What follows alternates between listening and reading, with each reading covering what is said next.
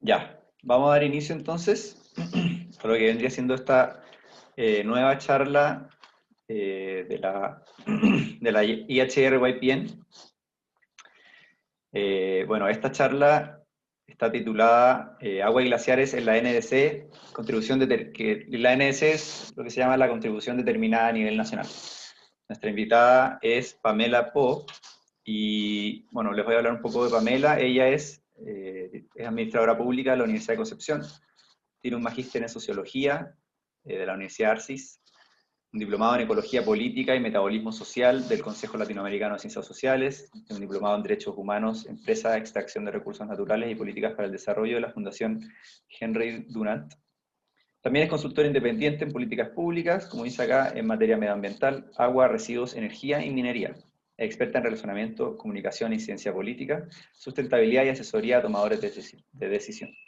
Ha desarrollado gran parte de su carrera en áreas estratégicas para la contribución de políticas públicas, tanto en organizaciones no gubernamentales como en el poder legislativo. Bueno, Pamela, antes que nada te queríamos dar la bienvenida. Te agradecemos mucho que te hayas tomado el tiempo, especialmente en esta hora, para asistir. Creemos que es muy importante que nos vengas a hablar de estos temas a nosotros y eso, te doy el pase. Antes, eso sí, quiero aclarar que, bueno, les pido a todos que mantengan su micrófono en silencio durante la charla y que los invitamos a hacer cualquier pregunta a través del chat, el chat del Zoom, y nosotros vamos a ir recogiendo las preguntas y las vamos a hacer circular o las vamos a discutir, se las vamos a hacer a Pamela al final de la charla. Así que eso nomás, Pamela, yo te doy el pase, voy a dejar de compartir para que tú compartas tu pantalla. Súper, muchas gracias y muchas gracias igual a todos por asistir. Entonces, vamos a ver. Ahí sí.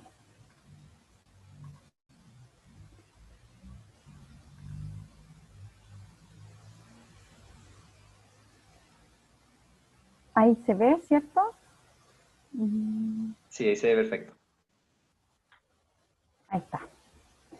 Ya. Entonces, hoy día vamos a hablar de agua y glaciares en la NBC, pero vamos a hacer un recorrido igual en qué estado está la legislación, etcétera. Entonces, esa es la idea de esta charla. Voy a partir con el tema de actualmente, ¿cierto? El mundo tiene numerosas crisis y siempre lo estoy mencionando en general porque es muy difícil salir de las crisis si no hay elementos que se conjuguen para poder abordar la crisis climática y ecológica. Hoy en día, ¿cierto? Tenemos la crisis sanitaria que está provocada por la pandemia y en ese sentido esto tiene que ver o está muy ligado, ¿cierto?, al tema de cómo el ser humano ha ido corriendo la barrera de los ecosistemas, ¿cierto? Entonces, en general, la pandemia surge por el tema de la zoonosis y es algo que va a ser muy común, dado cómo hemos ido desmontando los distintos ecosistemas, ¿cierto?, etcétera. Por otro lado, tenemos actualmente una crisis de la democracia liberal, como la conocemos en Occidente, ¿cierto? Y esta democracia, el problema de que tengamos una crisis de la democracia, ¿cierto? Una crisis de confianza en las instituciones, esto no es solamente en Chile, esto es en muchas partes del mundo. El problema de aquello es que si no mejoramos nuestra relación con la democracia, es que es muy difícil, ¿cierto?, abordar la crisis climática y ecológica. Sobre todo porque, por ejemplo, hemos visto en países como Estados Unidos, Brasil, que son como el extremo de estas malas prácticas que han habido en la democracia, en donde se han utilizado de mala forma las redes sociales, etcétera, se empieza a cuestionar a la ciencia. Entonces ahí hay un tema de, si estamos hablando de cambio climático, cuando ya tú cuestionas a la ciencia, entonces que tenemos un grave problema. Por otro lado, con respecto a la crisis climática y ecológica, tenemos que hay bajas posibilidades, ¿cierto?, de contener la temperatura en 1,5 grados de aquí al 2030, que es donde supuestamente podríamos abordar un cambio climático que no fuera peligroso. Por lo tanto, tenemos que hacer los esfuerzos como sociedad a nivel mundial, etcétera, de poder contener las temperaturas, ¿cierto?, y bajar nuestras emisiones de carbono. Esta crisis climática y ecológica es importante observarla, dado que la crisis en general tiene aspectos políticos muy importantes. La crisis ambiental no es solamente una crisis de la técnica, no es una crisis que esté solamente generada por malas decisiones, sino que acá el problema que tenemos es que en general todas las ideologías que nos han gobernado, ¿cierto?, tienen una mirada antropocéntrica, en donde el ser humano, ¿cierto?, se ha colocado al centro mirando desde afuera, ¿cierto?, nuestra conexión con la naturaleza. Por lo tanto, en el fondo, da lo mismo si izquierda, derecha, centro, da absolutamente lo mismo hoy en día, porque acá tiene que ver con el antropocentrismo que tienen en el fondo las distintas ideologías. Por otro lado, tenemos que hay una consolidación, ¿cierto?, y reconocimiento de la crisis ya desde los años 70, e incluso esto viene desde mucho antes, post-guerra, post-segunda guerra mundial en el fondo. Ya el norte global reconoce, los países desarrollados reconocen de que hay un problema con respecto al tema medioambiental. Empieza esta preocupación y hay una preocupación muy geopolítica en el sentido de que los países del norte saben que los países del sur no se pueden desarrollar igual que ellos, por lo tanto hay un tema geopolítico en cuanto a recursos naturales, porque obviamente si nosotros quisiéramos ser países desarrollados tendríamos que seguir la misma intensidad, ¿cierto?, de cómo se desarrollaron los países del primer mundo. Por lo tanto, esa intensidad no te deja recursos para nadie. Entonces, en ese sentido acá hay como una decisión, ¿cierto?, de mantener al sur global en cierto desarrollo, en cierta escala de desarrollo, pero no la misma que de los países del norte. Y de acá surgen después de los años 60, 70, ¿cierto?, teorías como la teoría centro-periferia, ¿cierto? Ya se habla de la enfermedad holandesa, por ejemplo, que tiene que ver con los países que se dedican a extraer recursos naturales. Se habla también de el tema de todo el tema de la relación norte-sur, ¿cierto? Centro-periferia. Entonces acá hay un tema que no es casualidad. Por otro lado, tenemos un modelo de desarrollo intensificado, ¿cierto? Obviamente que se basa, ¿cierto?, en la utilización de recursos naturales, y Chile es un fiel ejemplo de aquello, debido a que somos exportadores de recursos naturales, ¿cierto?, con baja industrialización, ¿cierto? Es un país que se dedica a exportar, en este caso tenemos minería, ¿cierto? El tema forestal, tenemos el tema de los salmones, entonces en el fondo es un país que tiene una economía que se basa en ese desarrollo que es muy intensificado. Por otro lado, hay un establecimiento a nivel mundial, ¿cierto?, de que hay riesgo e incertidumbre. Ya Beck hablaba en los años, en el fondo ya desde los años 90 se hablaba de la sociedad del riesgo, ¿cierto? Y para subsanar esto, ¿cierto?, el mundo ha decidido en el fondo establecer el principio preventivo y precautorio. El problema es que estos principios no lograron en el fondo sostener o contener, ¿cierto?, que aquellas cosas por las cuales no tenemos certidumbre, ¿cierto?, no se hicieran. Y entonces no han podido hacer carne el problema que hoy en día tenemos y que ya en el fondo está desatado. O sea, ahora solamente podemos contener, ya no podemos retroceder en el tiempo. ¿Qué ocurre actualmente, cierto, con la democracia y la gestión de la crisis ecológica? Debemos resolver también en términos ambientales, cierto, la alta dependencia de la extracción y producción de materias primas.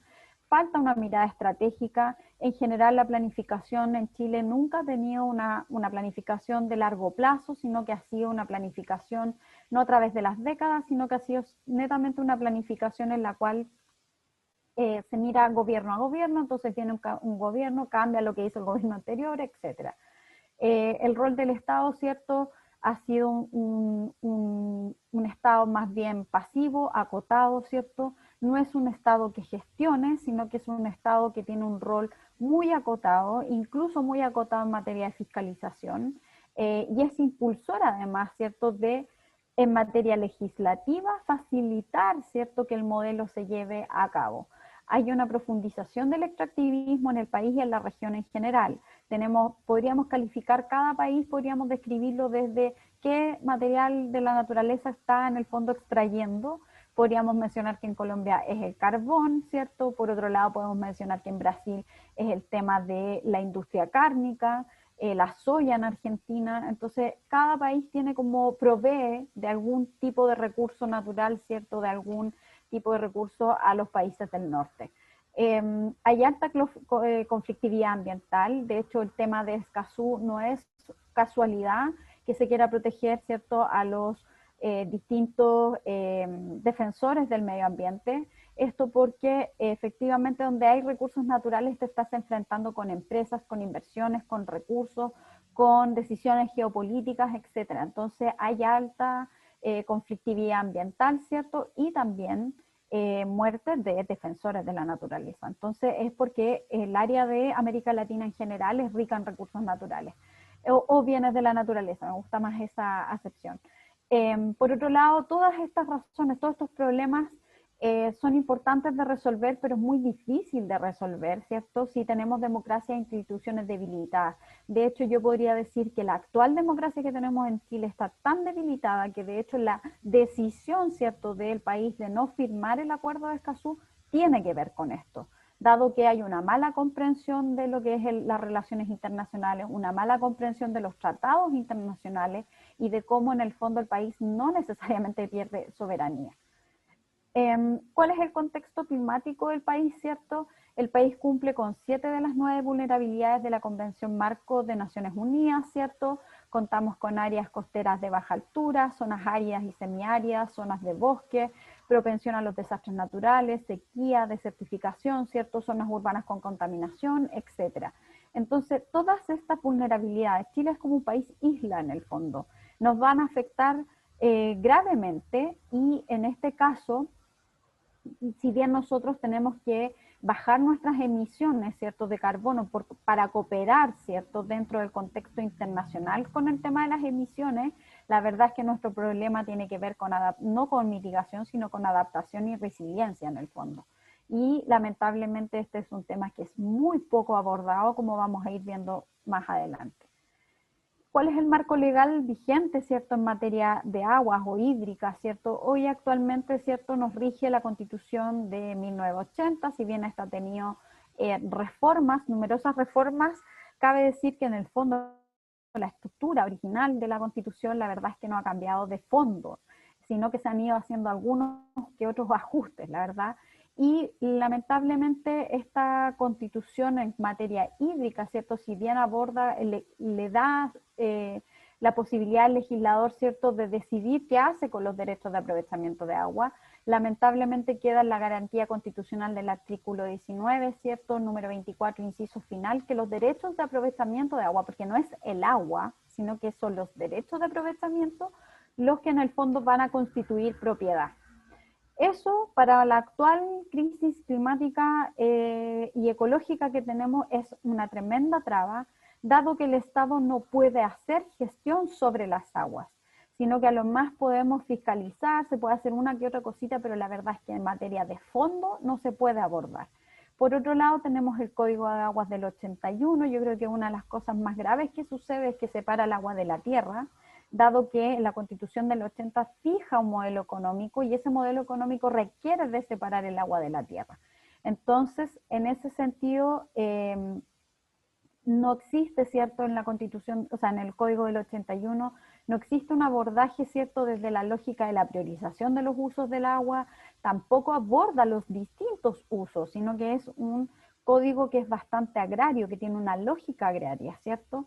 Entonces, y una lógica de abundante agua. Por lo tanto, en materia de fiscalización es bastante bajo, ¿cierto? En materia de gestión el código tampoco tiene me refiero de gestión de parte del Estado, no es un ente que sea como importante, sino que acá cubren importancia, por ejemplo, las comunidades de agua, que prácticamente no existen, pero sí existen las juntas de vigilancia en los ríos, los canalistas, otros actores que son dueños del agua, ¿cierto? Son los que van a tener prevalencia en materia de la gestión hídrica que se hace en el país. Estas son las principales cuencas, en el fondo lo traigo como dato, ¿cierto? Chile tiene alrededor de 101 cuencas, ¿cierto? Lo que hace sumamente complejo además es cómo manejamos nuestras aguas, porque obviamente teniendo 101 cuencas es harto territorio el que hay que abordar. Tenemos 467 subcuencas y 1496 subcuencas. Entonces, por otro lado, este mapita que traigo acá, o sea, que es de la DGA, ¿cierto? Las 15 cuencas de mayor tamaño en Chile, todas estas cuencas que ustedes leen acá, ¿cierto? Tenemos el río Loa, Salar de Atacama, río Copiapó, ¿cierto? El río Maipo, Rapel, Maule. Si nos vamos más al sur, Itata, Biobío, Valdivia, bueno, Aysén y Baker, ¿cierto? Todas estas cuencas tienen intereses, ¿cierto?, de inversiones sobre ellas. Algunas que ya se están llevando a cabo, ¿cierto? Aguas que se están utilizando para la minería, para la hidroelectricidad. Coincide además con el tema de norte a sur, ¿cierto?, con las distintas actividades, porque uno puede decir, bueno, del norte al centro hasta la sexta región se desarrolla gran parte de la minería, tenemos que ya desde la quinta hacia el sur, ¿cierto?, hay una gran área que se ocupa de la agricultura, ¿cierto? Entonces, podemos incluso dividir las cuencas por usos productivos, ¿ya? Entonces, cabe decir también que tenemos alrededor del 90% de los derechos superficiales ya otorgados y alrededor de un 50% de los derechos de agua subterránea. Entonces, la verdad es que para hacer gestión en cuanto a aguas superficiales, en relación a lo que está ocurriendo, la sequía, todo lo que ocurre con respecto al cambio climático, la verdad es que la autoridad tiene muy pocas posibilidades de hacer gestión, excepto cuando ya tenemos un decreto de escasez. Y ese decreto de escasez, lamentablemente, la lógica que tiene el Código de Agua es cuando ya realmente no queda agua. Entonces, no puede ser que el Estado en una situación de extrema sequía recién poder intervenir, ¿cierto?, una cuenca para ver qué sucede.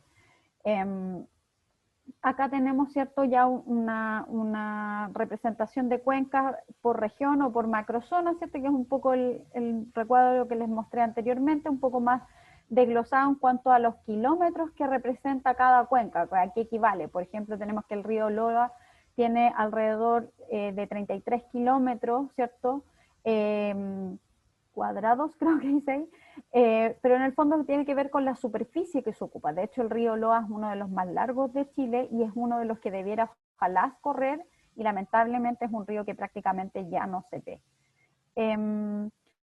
¿Cuáles son los impactos del régimen vigente, cierto, en esta materia? Hemos visto, cierto, que en materia hídrica hay agotamiento, sobreexplotación y contaminación de las aguas superficiales y subterráneas, tanto en el norte como en el centro del país, ¿cierto? Hay grave especulación y concentración de la propiedad del agua, en el acceso y la distribución se realiza a través del mercado, ¿cierto? Y por ejemplo, si en una cuenca quedan derechos, hay un remate de agua, va a llegar al remate el que tiene más plata, en el fondo, podría hacerse de esos derechos. Entonces aquí es donde también tenemos un problema con esta visión mercantilicista, porque obviamente podría haber una comunidad que requiera de esas aguas de forma como para que sean incluso mucho más de preservación ecosistémica, y si no tiene en el fondo el dinero para comprar o para poder acceder al remate, la verdad es que no puede nomás. Entonces, no puede ser que acá se dicte solamente por quién tiene la plata, en el fondo pone la música. Entonces, ahí hay un problema con el modelo. Tenemos que hay priorización de usos competitivos con fines de lucro y postergación de usos esenciales. Y acá uno de los ejemplos más patentes es el tema de cómo en el norte, por ejemplo, agricultura que se hacía, ¿cierto? Se ha ido abandonando esa agricultura para priorizar y vender los derechos de agua para la minería. Hoy en día el que tiene un litro de agua, ¿cierto?, por segundo en el norte podría hacerse millonario vendiéndolo a una minera. Estamos hablando de millones de dólares. Entonces aquí hay un tema que es importante también tener en cuenta. Hay insustentabilidad en el uso del agua también por actividades industriales, existe sobreexplotación de los acuíferos, ineficiencia en el riego y el uso industrial, ¿cierto? La minería monopoliza y contamina aguas, compite también con otras actividades, por ejemplo, minería y agricultura. Tenemos que hay industria forestal también que contamina las aguas, degrada los ecosistemas y economías locales. La agroindustria sobreexplota acuíferos y compite con el agua potable rural. Y acá mencionar también que la agroindustria produce una gran cantidad de contaminación por el uso de pesticidas. Tampoco entra, por ejemplo, a evaluación de impacto ambiental. Entonces tenemos problemas también con respecto a la información que existe alrededor de esta industria. Y la hidroelectricidad destruye las cuencas y economías locales. De hecho, la hidroelectricidad, el problema que tiene es como alrededor de la cuenca, ¿cierto? Vas poniendo barreras, entonces eso va interrumpiendo, ¿cierto?, la conexión de los ecosistemas, el cómo fluyen las aguas, etcétera. Entonces ahí tenemos, estos son como los impactos del régimen en materia hídrica. En cuanto a los glaciares, ¿qué ocurre en la actualidad? ¿Cierto? Contamos con alrededor de 24.000 glaciares, que es el equivalente al 80% de los glaciares en Sudamérica. Desde el año 2008, ¿cierto? Desde que se viene impulsando una ley de glaciares, esto no logró materializarse. Y en el año 2008, como premio de consuelo, queda este tema de que se crea una unidad de glaciología y nieves en el Ministerio de Obras Públicas. Y acá también hay un problema en decir que queda dentro del Ministerio de Obras Públicas, porque obviamente es un ministerio productivo. Por otro lado, actualmente los glaciares tienen la siguiente protección, o sea, por convención de Washington, ¿cierto? Se protegen los glaciares que se encuentran en parques nacionales. O sea, en un parque nacional no puedes en el fondo afectar un glaciar porque no se puede hacer minería porque tendrías que desafectarlo por ley. Por ejemplo, en la actual ley 19.300, ¿cierto? Se incluyeron los glaciares en el sistema de evaluación de impacto ambiental, en donde el reglamento indica qué proyectos de inversión deben someterse a estudio de impacto ambiental, ¿cierto? Si afecta a glaciares. Y por otro lado, la ley número 20.283 sobre recuperación del bosque nativo y fomento forestal, en donde se prohíbe la corta de bosque en los márgenes de glaciares, porque obviamente ese bosque mantiene ese ecosistema, los glaciares en sí son como ecosistemas, entonces se mantiene ese ecosistema al mantener los árboles que obviamente generan agua, evaporación, etc. ¿Cuáles son las importancias de los glaciares para nuestro país? Chile es un país montañoso donde el 70% de la población se abastece del agua proveniente de zonas cordilleranas, ¿cierto? La cordillera de los Andes posee gran cantidad de glaciares, fuentes de agua congelada que gracias al proceso de acumulación y derretimiento permiten asegurar el agua potable a la población, la mantención de los ecosistemas y la continuidad también de las actividades económicas. Hay que decir que la actividad minera ha generado impacto en los glaciares y desde la tercera a la séptima región no existen parques nacionales en Chile, por lo que los glaciares de esa zona en el fondo no tienen resguardo legal. Y acá coincide además con el territorio en donde tenemos la mega sequía, ¿cierto?, que ha azotado a todo el territorio. Entonces, la verdad es que es bien complejo en materia de glaciares que estos no estén protegidos, sobre todo en esta zona. Acá, este es un cuadro que sale en una cartilla que se hizo en Chile Sustentable, que se llama Glaciares de Chile, ¿cierto?, que la lanzamos este año. Y acá, si ustedes ven la región de Atacama al Maule, ¿cierto? No hay parques nacionales, entonces en ese sentido no hay glaciares protegidos. Por ejemplo, en la región metropolitana contamos con 388 kilómetros cuadrados, ¿cierto?, de glaciares, y esos están a la deriva, ¿cierto?, en relación a las distintas intervenciones o actividades productivas.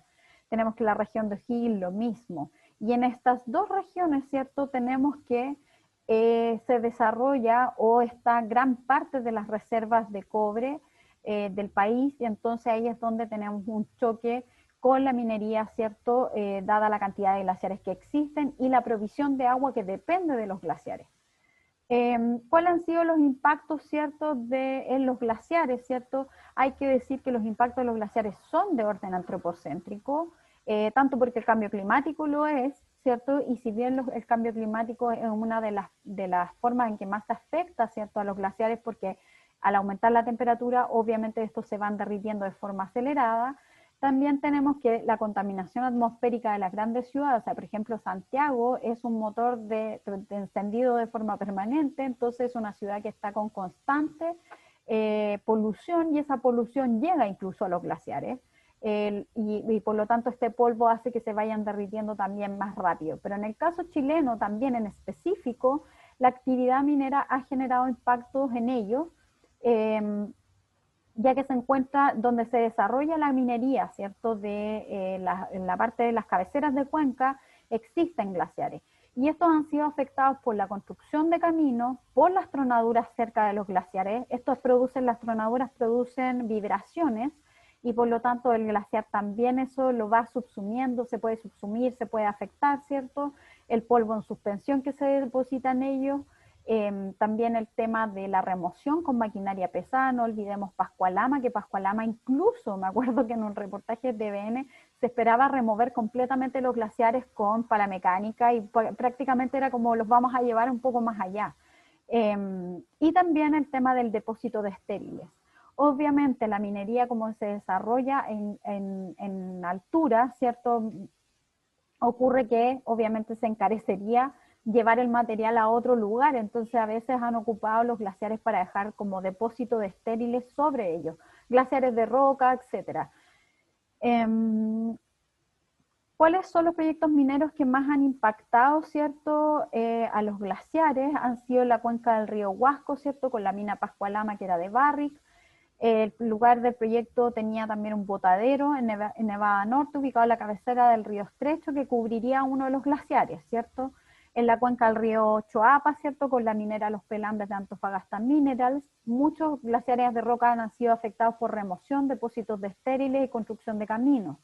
La cuenca del río Aconcagua, ¿cierto? Mina Sur-Sur de la división andina de Codelco. Recuerden acá el proyecto Andina 244, que iba a afectar alrededor de 25 glaciares, los que finalmente supuestamente no se afectaron, pero bueno, hay información de que supuestamente sí están afectando los glaciares en la actualidad con una expansión que van a hacer, ¿cierto?, del proyecto, que ya no es 244, sino que es como una expansión que estaría como dentro de la misma RCA, y hay que mirarlo, la verdad, pero ahí están corriendo ese tipo de antecedentes. Por otro lado, tenemos la cuenca del río Maipo, con la mina Los Bronces de Anglo American, ¿cierto?, que ha habido excavación de 2 glaciares de roca, construcción de caminos y depósitos de estériles.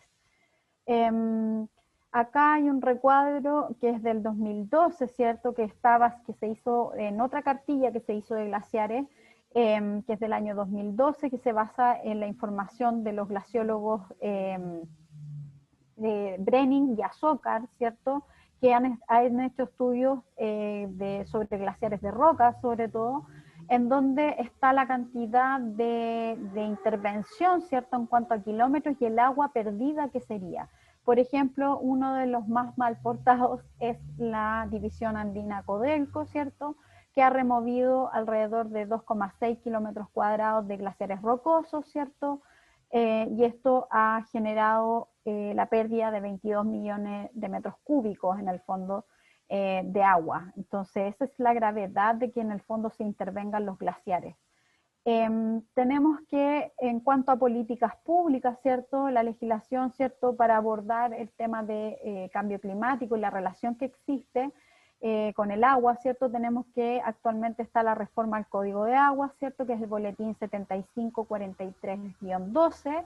En general, lo importante de esta moción es que prioriza los usos del agua, ¿cierto?, tanto el consumo humano como el saneamiento, y aborda el derecho humano al agua. Agrega temporalidad a los nuevos derechos, establece discriminaciones positivas para los servicios sanitarios rurales, comunidades campesinas e indígenas, contiene aspectos de la sustentabilidad ambiental. Y esto lo traigo a colación porque esta es una reforma que se enmarca, ¿cierto?, en el mezquino régimen que tiene la Constitución, por lo tanto es como lo que se puede hacer con el régimen constitucional actual. Por otro lado, existe un abordaje en materia hídrica dentro del proyecto de ley de cambio climático, ¿cierto?, que es el boletín 13191-12, donde hay una acotada definición de qué es lo que es la seguridad hídrica, y aquí cabe destacar que la definición que pusieron era como el nivel de cantidad y calidad adecuado, ¿cierto?, determinada en función de las realidades propias de cada cuenca, lo que es totalmente insuficiente, porque si es por la realidad de cada cuenca, hay cuencas que no tienen agua prácticamente. Entonces, eso no es seguridad hídrica. Y acá en el fondo les pongo de ejemplo una definición que es de Naciones Unidas, que obviamente es mucho más completa, que habla que la población, que en el fondo es la capacidad de una población para salvaguardar el acceso sostenible a cantidades de agua adecuadas, ¿cierto?, de calidad, para sostener los medios de vida, el bienestar humano y el desarrollo socioeconómico. O sea, tiene una visión mucho más holística, mucho más amplia de qué es lo que el agua en el fondo genera, lo que se genera alrededor del agua. En cuanto a glaciares, ¿cierto?, se ha tratado de legislar numerosas veces. Con Pato Segura nosotros escribimos una nota sobre esto, un artículo, en la cual en el fondo detectamos que los primeros intentos para legislar sobre glaciares, ¿cierto?, coincide cuando se aprueba en el fondo el proyecto de megaminería de Pascualama, ¿cierto?, que era de Barrick Gold, en la cuenca alta del río Huasco. Entonces acá surgen los 3 primeros proyectos de ley, ¿cierto? El primer proyecto fue presentado por Leopoldo Sánchez en el 2005, ¿cierto? Al final este proyecto no avanzó por la oposición de la industria y el propio gobierno, el cual se archivó en el año 2009. El segundo proyecto fue presentado por el senador Horvath en el año 2006, también se logró votar en general, se hicieron numerosas indicaciones y este se archivó. Finalmente el mismo senador lo logra desarchivar en el 2010 y tampoco pudo seguir avanzando. Un tercer proyecto de ley fue presentado en el año 2008, ¿cierto?, por el senador Guido Girardi, que a los pocos años fue también archivada. Entonces, en el fondo, ¿y por qué razón pierde fuerza? Porque se paraliza Pascualama cuando en el fondo ya se ve que está afectando glaciares. Entonces ahí como que pierde un poco esta como arremetida legislativa, pierde fuerza. Cuando viene con una segunda oleada de proyectos de ley que buscan proteger glaciares, cuando se activa el proyecto Andina 244, ¿cierto? En la cuenca alta del río Concagua, que pretendía afectar 25 glaciares prioritarios para el abastecimiento de agua de la región de Valparaíso y Santiago también, ahí me faltó. Y acá en el año 2014 el diputado Daniel Melo, ¿cierto?, presenta el proyecto de ley que es indicado en el 2015. Indicado quiere decir que el Ejecutivo lo hace suyo y lo patrocina en el fondo, y con eso se puede también abordar de forma mucho más amplia un proyecto de ley. Ese proyecto lamentablemente fue el gobierno actual en el año 2018, ¿cierto?, le quita el patrocinio al proyecto, por lo tanto eso no pudo seguir en tramitación, dado toda la presión que hizo la industria minera. Lo mismo para resguardar, también se presentó el mismo diputado, Daniel Melo, presenta el 2018, en enero, una quinta iniciativa, ¿cierto? Pero esto no fue en un proyecto de ley aparte, ¿cierto?, que busca protección general, sino que fue una iniciativa legal para modificar el Código de Aguas, ¿cierto?, para que se impida la constitución de derechos de agua sobre glaciares. Yo diría que este es el proyecto de ley que hasta ahora está más vivo, dado que se votó en sala con 142 votos a favor de legislar sobre glaciares, pero se le hicieron indicaciones en la sala, entonces volvió a la comisión. Y ahí está un poco dormido, pero en el fondo podría reactivarse en cualquier momento. Y por último, el proyecto de ley del senador Guido Girardi, ¿cierto?, que lo presentó el año 2018 y que, si es que se han informado, ha estado en prensa estos últimos días con una larga campaña del sector minero en relación a que es un proyecto poco racional para proteger los glaciares. ¿Cómo se relaciona esto con la legislación de lo que hemos ido hablando, ¿cierto?, con las contribuciones nacionales determinadas? Como planteaba al inicio, ¿cierto?, tenemos que hay un marco, ¿cierto?, de la crisis climática y ecológica que tenemos, y que obviamente el Acuerdo de París lo que busca es contener las temperaturas en 1,5 grados, la mejor de las versiones, o en 2 grados. Para eso cada país tiene que en el fondo comprometerse con distintas políticas públicas o distintas políticas que va a llevar a cabo, ¿cierto?, para hacer carne esa mitigación y adaptación que trae el Acuerdo de París. Lamentablemente en el caso hídrico, en el caso de Chile, el compromiso es bastante paupérrimo, en el sentido de que solamente, por ejemplo, del año 2025 se pretende tener un indicador a nivel nacional y a escala de cuenca hidrográfica para hacer seguimiento de la brecha y riesgo hídrico, ¿cierto?, para ver y avanzar y alcanzar la seguridad hídrica del país. Entonces esto es muy como en pañales, siento, que con relación a política pública para un país que tiene un régimen hídrico en la cual está gravemente afectado por una mega sequía, ¿cierto? Hay un tema de reconocimiento de sellos, de nivel de gestión del consumo del agua, ¿cierto? Al 2030 se habla de elaborar planes estratégicos de cuenca. El problema es que con la legislación actual, con la legislación que se tiene actualmente, la verdad es que un plan de cuenca sirve bastante poco. Al 2030 se habrían fiscalizado el 95% de los sistemas sanitarios rurales catastrados. Al 2030 se pretende tener que el 100% de las empresas sanitarias tengan implementado un plan de gestión de riesgos y desastres. O sea, esto al 2030, 10 años más en el fondo, cuando en eso debieran estar trabajando ahora. Al 2030 supuestamente se va a tener cierta infraestructura pública para aguas, en donde se va a evaluar la condición de proteger a la población y el territorio, o sea, todo al 2030, y se plantea también al 2030 reducir al menos en un 25% las pérdidas de agua. O sea, para un país que en el fondo depende, ¿cierto?, de agua de glaciares, los que están siendo afectados. Para un país que tiene una mega sequía, esto es bastante insuficiente. Con algunas críticas que yo realicé a las NDC, ¿cierto?, como les planteaba, en materia hídrica al 2030, si bien suman en materia de adaptación, no muestran el sentido de urgencia que requiere la acción climática con respecto a las NDC, ¿cierto? Las propuestas que se realizan en torno al agua no se hacen cargo de la realidad legal existente en la materia, porque acá habría que plantear el tema de reformas, ¿cierto? Reformas legales, porque obviamente el marco legal en el cual se concibió la Constitución, ¿cierto? Y el Código de Aguas era de abundante agua. Hoy en día esa no es la realidad, por lo que se requiere reformar. Y lamentablemente, en materia de glaciares, no existe ni una mención en las NDC, a pesar de que Chile tiene 24.000 glaciares y depende desde la tercera región, como les planteaba, hasta la séptima, de los glaciares para mantener cierto ecosistema y la irrigación de agua en los ríos. Por último, para ir cerrando, algunas propuestas que yo planteé, ¿cierto?, en un documento que realicé, es que habría que acá abordar, ¿cierto?, para la acción climática, ¿cierto?, para las NDC habría que abordar desde la creación de una subsecretaría del agua, si bien puede ser un ministerio incluso, habría que evaluarlo, pero no puede continuar el agua en un ministerio productivo en el fondo, tanto en el MOP y menos en la agricultura en el fondo. Habría que generar una dirección de glaciología y nieves, no una unidad. Si uno tiene una unidad, obviamente aquí se requiere si tenemos 24.000 glaciares, se requiere de tener mucha más espalda institucional para saber cómo está el estado de los glaciares. Se requiere en legislación, ¿cierto?, sí o sí el cambio constitucional, avanzar en la reforma al Código de Aguas, generar una ley de protección y preservación de glaciares, también una ley de protección de humedales y turberas. Hoy en día, si bien hay un avance con respecto a los humedales urbanos, la verdad es que es muy acotado y lamentablemente genera también, se desprotegen otros humedales, ¿cierto?, que no son parte de Ramsar, por ejemplo.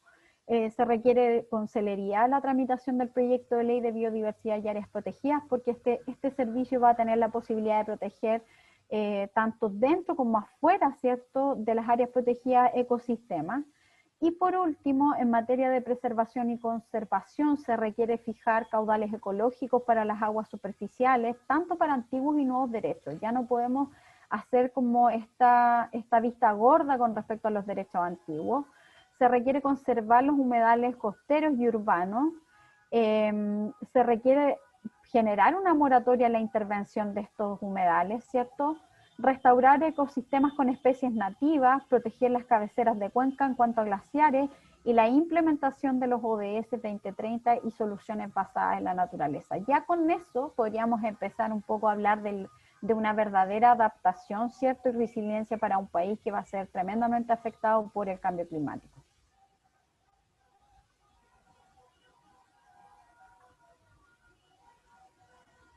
Y ahí estaríamos. Muchas gracias por la presentación, Pamela. Vamos a pasar a algunas preguntas que nos dejaron en el chat. La primera pregunta la hizo Marcelo y pregunta: ¿qué son los glaciares rocosos?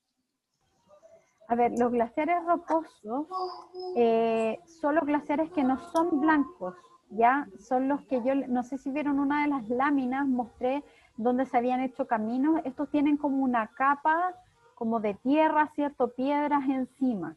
Pero el glaciar se ven unas lenguas, ¿cierto? Si uno los mira de vista aérea, se ven como unas lenguas que tienen forma, y estos glaciares contienen mucha agua. Entonces, hay tipo de glaciares como para evaluar si es que se pudiera dejar un depósito de lastre. La verdad es que yo diría que todos los glaciares que tengan agua no pueden ser en el fondo utilizados para depositar o hacer caminos encima de ellos en el fondo.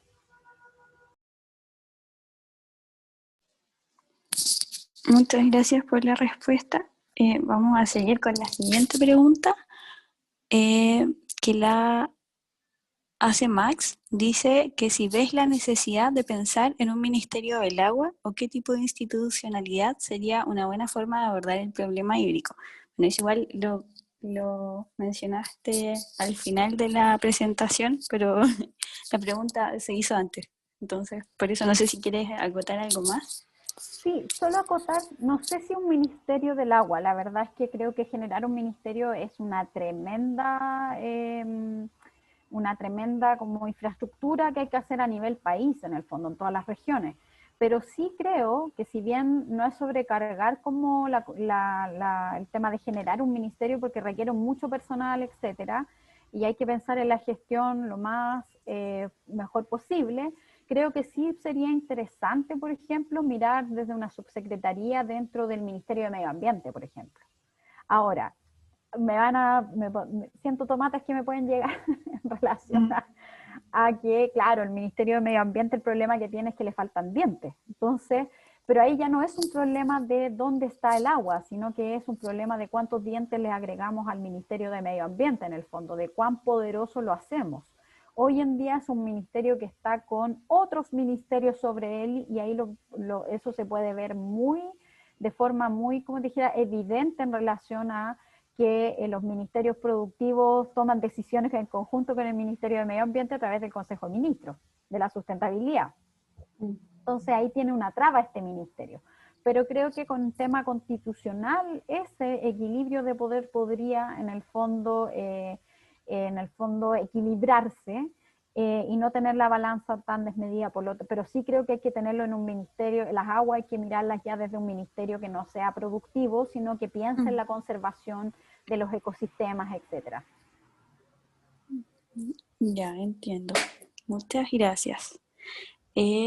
La siguiente pregunta la realizó Francisco Osorio y dice, ¿qué ejemplos internacionales te parecen atractivos que se pueden imitar en Chile?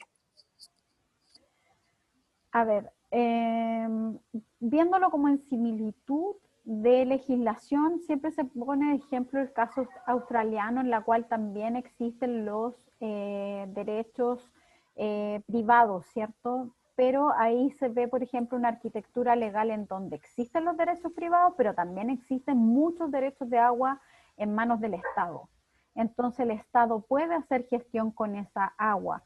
Por otro lado, en el caso australiano también se generan como derechos de aguas que son por época. En el fondo, obviamente en invierno donde llueve hay más abundancia de agua, por lo tanto se te podría otorgar de forma temporal una mayor cantidad de agua para regar, por ejemplo. Pero el problema en Chile es que como somos un extremo de la propietarización, eso es complejo porque acá lo que empezaría a pasar, y va a sonar como un poco talla lo que voy a decir, pero no me extrañaría que ese derecho temporal van a buscar la billería de cómo en el fondo hacerlo propiedad. Entonces, por eso en el fondo acá el modelo tenemos que, más que el modelo, hay que ir en el fondo a plantear garantías constitucionales en materia hídrica, como el derecho humano al agua y de los ecosistemas al agua, para que esta garantía constitucional en el fondo genere el equilibrio y bienestar en la sociedad. Va por ahí un poco el tema, yo así lo veo, porque obviamente aquí a nadie se les va a ir a quitar derechos de agua. En el fondo es como dentro de este nuevo panorama de mega sequía, ¿cierto? En este nuevo panorama que el país tiene en cuanto a la vulnerabilidad en materia hídrica, es como en el fondo generamos una mejor gestión del agua. Claro. Bueno, la siguiente pregunta la realizó Andrés y dice que cómo ves el tema del reuso del agua en la ley y si crees que debería ponerse más énfasis en eso. En materia de reuso de agua, sé que hay una ley, ¿cierto?, de aguas grises. El problema que ocurrió con esa ley es que en el fondo se hizo como de forma voluntaria y también le faltan dientes. Entonces, el tema de la reutilización de agua debiera ser un eje, como por ejemplo el tema de la energía ciudadana en materia energética, de generación de energía, donde la población en el fondo pueda generar su propia energía. Lo mismo ocurre con el tema de la reutilización de agua. Deberían ser temas que de estar en la legislación. Ahora bien, hay un proyecto de ley en el cual, que es de eficiencia hídrica, que se votó hace muy poco tiempo, hace unos pocos meses atrás, en la Comisión de Recursos Hídricos del Senado, en el fondo donde se aborda el tema de la reutilización de agua, se aborda el tema de la utilización o captación de aguas lluvias, la cual se puede reutilizar, y también el tema de la eficiencia hídrica en la agricultura y la medida de la huella hídrica de las cosas. Entonces hay medidas que se pueden tomar en la actualidad, pero eso no es suficiente con el marco legal actual que tenemos. Yeah. Bueno, siguiendo a la siguiente pregunta, Cristian pregunta que cuál es la ley de glaciares que está en el Congreso suficiente. Escuché que solo protege glaciares blancos, no sé si están así.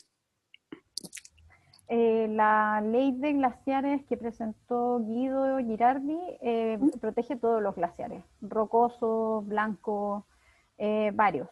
Y con respecto a la que estaba que es dentro del Código de Agua, que es como la quinta iniciativa legal, ahí también se busca proteger en el fondo todos los glaciares que están fuera de parques nacionales. Así que en general todas las legislaciones han abordado la protección de todos, de los tipos de glaciares que existen. Ah, ya. Y finalmente, Max pregunta, ¿qué tratados internacionales nos han servido para abordar algunos de estos temas? De estos temas hay, como se llama, soft law, que se dice, que es como temas internacionales que generan marcos de políticas públicas, pero no tratados en sí. ¿Y en qué sentido? Por ejemplo, los ODS 2030 son materia de que impone un marco para generación de políticas públicas, ¿cierto? Pero no es un tratado internacional, ¿ya? Como que exigir que puedas ir a una corte, etcétera. También el tema de las soluciones basadas en la naturaleza, existe también, o sea, hay tratados como por ejemplo el de los derechos humanos, sociales, económicos, culturales, etcétera, los DESCA que se llaman ahora, que hay menciones al tema del agua, pero así directamente como derecho humano al agua, eso no está. Y mientras no esté en la legislación interna, como representado en la ley, va a ser muy complejo que eso pueda llevarse a cabo, que sea exigible actualmente. Entonces, hay tratados internacionales como de ley más fuerte, ¿cierto? Como los que planteo, donde se mencionan las distintas convenciones, etcétera, pero también hay soft law como estos marcos de políticas públicas que menciono. Pero que mientras no se hagan carne dentro de la legislación, no tenemos posibilidad de que esto sea como exigible. O sea, si a nivel constitucional no existe el derecho humano al agua, el derecho humano al agua aparece claro, como por ejemplo camiones aljibes. Esa es la política de derecho humano al agua que es hoy en día. O sea, aquellos que no pueden tomar agua, se les da agua, pero no se les asegura cantidad ni calidad, ¿se entiende? Si bien hay algunos tratados que eso sí lo plantean, no está en la ley, ¿cierto? Ni en el Código de Aguas, ni en la Constitución, por lo tanto es complejo que se haga exigible. Ya. Delante me faltó una pregunta que hizo Marco, que dice, las medidas que plantea se podría pensar que son más reactivas que proactivas. ¿Qué podríamos empezar a hacer desde ya para anticiparnos a nuevos problemas que podrían surgir en el futuro? O sea, yo creo que ese es el problema. De ahí está el clavo, dio en el clavo, no me acuerdo quién fue el que preguntó. Efectivamente, todo ha sido reactivo. Las NDC son reactivas, todo es reactivo. Hoy en día este país no se está pensando, por eso yo les planteaba el tema como, esto ya no es ideológico, esto viene de la lógica antropocéntrica. No se está pensando en el futuro, ¿cierto? Más allá de lo ideológico.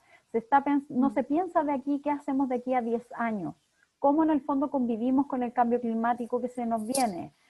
Como una cosa de país, ya no un tema ideológico. Entonces, en ese sentido es donde tenemos un grave problema. Y nuestro grave problema también es el tema constitucional, porque si no te cambia la regla mayor, es muy difícil hacia abajo este tema que usan algunos del rechazo como el de reformar, en el fondo rechazo para reformar, de verdad que es una falacia. Yo he trabajado en el Congreso alrededor de 6 años ya, y de todas las reformas constitucionales en las cuales se ha querido poner el derecho humano al agua en la Constitución, han fracasado, y son alrededor de 12 o más, muchas. y todos han rechazado. Entonces, en el fondo es porque es importante el tema, hay que cambiar el tema constitucional. Es bien contingente el tema. Bueno, no sé si alguien más tiene alguna pregunta. Si es que no, te damos las gracias, Pamela, por esta instancia. De verdad, muy interesante todo y está muy a tono con lo del 25 de octubre. Espera. Es que justo surgió una pregunta que no... Ya. Para cerrarla con la última. Claro. ¿De qué manera crees que se pueden introducir estos temas durante las carreras más científicas como la ingeniería? A ver, yo creo que hay un desafío para las universidades, yo creo que varios desafíos. Y esto yo lo miro como un poco más de afuera, en el sentido de, primero, hacer trabajo transdisciplinario entre las carreras. Creo que no es, ya es como basta de que en el fondo cada carrera tiene un universo y en ese universo se mueve. Esto requiere que haya transdisciplina porque los problemas que tiene el mundo hoy en día son de complejidad. Y la complejidad requiere que ésta sea abordada de las distintas miradas, porque si seguimos, y acá, por ejemplo, les voy a poner un ejemplo, el tema de que accedan las mujeres al poder, ¿cierto? Que las mujeres tengan representación con diputadas y senadoras, hace que los temas de las mujeres estén presentes en el Congreso. Entonces, es muy difícil, ¿cierto?, abordar desde una óptica social, ¿cierto? Es muy difícil abordar desde una óptica de la técnica si las carreras no cruzan sus conocimientos. Y yo creo que ahí hay un desafío para las universidades. Siento que están demasiado preocupados de escribir papers cuando hay mucho paper que no sale de la academia y que no se utilizan por un tema de la indexación y todo este tema de los prestigios y que el tema de las plata. Yo creo que ahí las universidades están un poco mercantilizando los conocimientos y ahí hay una crítica que yo hago desde hace mucho tiempo. Por otro lado, lamentablemente también ocurre que las universidades cometen el error, siento yo, de que a veces empresas, ¿cierto?, ponen lucas para investigaciones, entonces ya se te empieza a cruzar en el fondo el conocimiento. Y yo creo que la universidad tiene que velar por la independencia de los conocimientos, porque en el fondo no nos olvidemos de algunos informes que hubo para justificar el tema de los, ¿se acuerdan? Bueno, no, quizás eran muy chicos, pero el tema de cuando Celco contaminó el tema de del río Cruces, ¿cierto? Habían informes de académicos que justificaban que no había sido afectado por el tema de los desagües, las aguas que habían en el fondo eliminado, vertido, ¿cierto?, en el río. Y finalmente después sale que sí, que efectivamente es así. Entonces esas cosas son las que en el fondo yo siento que la academia tiene que seguir protegiendo y velando porque el conocimiento sea independiente en el fondo de quién en el fondo pone las lucas para las investigaciones, etcétera. Claro, que sea más objetivo. Es que tiene que haber esa objetividad, de eso se trata en el fondo. Claro, sí. Bueno, creo que no hay más preguntas, así que cerramos acá la presentación. Muchas gracias por todo. Perdón.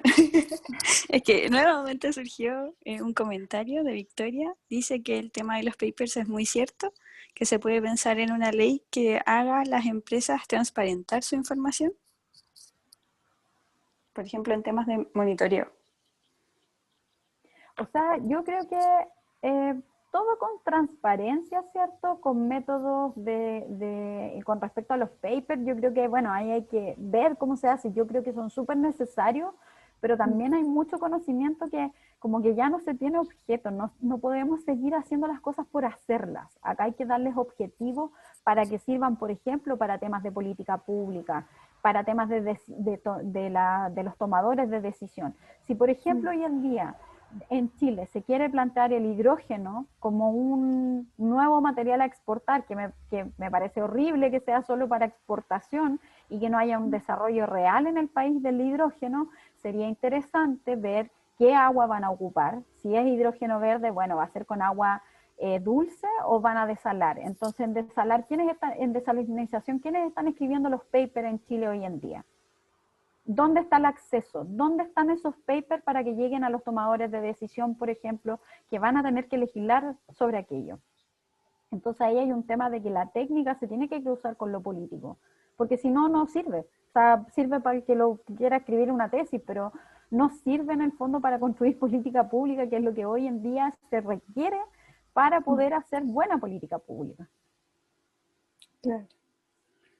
Bueno, ahora sí. Ay, me Muchas estoy quedando gracias por oscura. todo.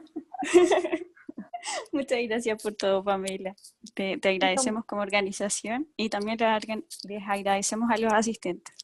Y Listo. próximamente vamos a tener más charlas. Así Perfecto, que, muchas gracias a todos igual y por la invitación, así que yo muy agradecida igual. Que estén súper bien. gracias, igualmente. Listo, chao, que estén bien. Chao. Muchas gracias, Pamela. Chao, Pamela, gracias por venir. Chao.